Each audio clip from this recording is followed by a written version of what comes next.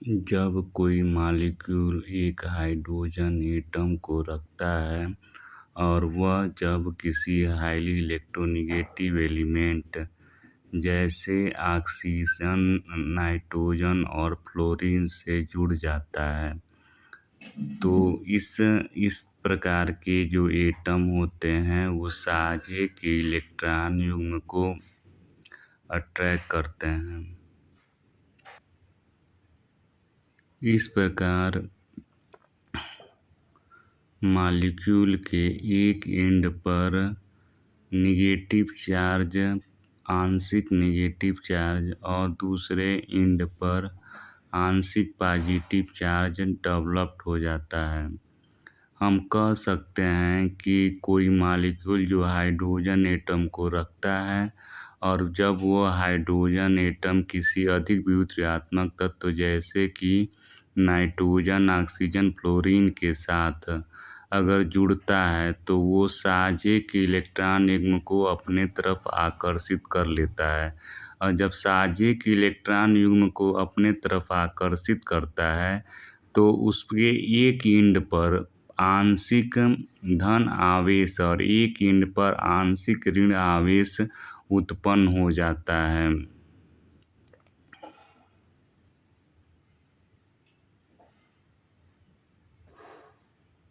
जब एक एंड पर निगेटिव एंड मॉलिक्यूल के एक एंड पर निगेटिव एंड और दूसरे एंड पर पॉजिटिव एंड उत्पन्न होता है तो उसके बीच अट्रैक्शन उत्पन्न हो जाता है और जब अट्रैक्ट कर देता है तो अट्रैक्शन के फलस्वरूप उसके बीच इलेक्ट्रोस्टैटिक फोर्स ऑफ अट्रैक्शन उत्पन्न होता है। जब फोर्स ऑफ अट्रैक्शन उत्पन्न होता है तो उसके फलस्वरूप वीक बॉन्ड बनता है और जो वीक बॉन्ड बनता है उसे हाइड्रोजन बॉन्ड कहते हैं। हाइड्रोजन बॉन्ड को डॉटेड लाइन से प्रदर्शित करते हैं। एग्जाम्पल के तौर पे हम लोग वाटर मॉलिक्यूल को देखेंगे।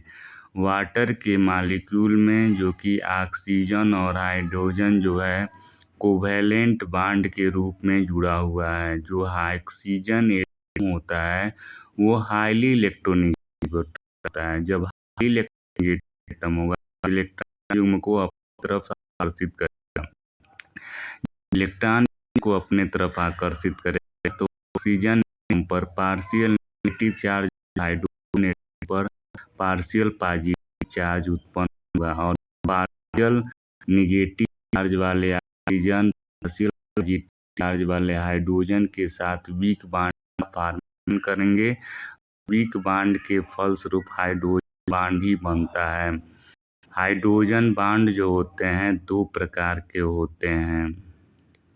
हाइड्रोजन बॉन्ड दो प्रकार के होते हैं। एक जो होता है इंटरमॉलिक्यूलर हाइड्रोजन बॉन्डिंग होता है और दूसरा जो होता है इंट्रामॉलिक्यूलर हाइड्रोजन बॉन्डिंग होता है। इंटरमॉलिक्यूलर हाइड्रोजन बॉन्डिंग में जो कि हम कह सकते हैं किसी मॉलिक्यूल सेम या डिफरेंट कंपाउंड जो कि यहाँ पे हाइड्रोजन एटम का जब फॉर्मेशन करता है तो उसे इंटरमॉलिक्यूलर हाइड्रोजन बॉन्डिंग कह सकते हैं। जैसे कि अमोनिया जो होता है वो इंटरमॉलिक्यूलर हाइड्रोजन बॉन्ड का फॉर्मेशन करता है। इंट्रामॉलिक्यूलर हाइड्रोजन बॉन्डिंग में एक मॉलिक्यूल जो होगा उस मॉलिक्यूल में हाइड्रोजन एटम और एक हाईली इलेक्ट्रोनेगेटिव एटम उपस्थित रहेगा। जब हाईली इलेक्ट्रोनेगेटिव एटम और हाइड्रोजन एटम जब वीक बॉन्ड का फॉर्मेशन करेगा तो यहाँ पे जो कि इंट्रामॉलिक्यूलर हाइड्रोजन बॉन्ड का फॉर्मेशन होगा।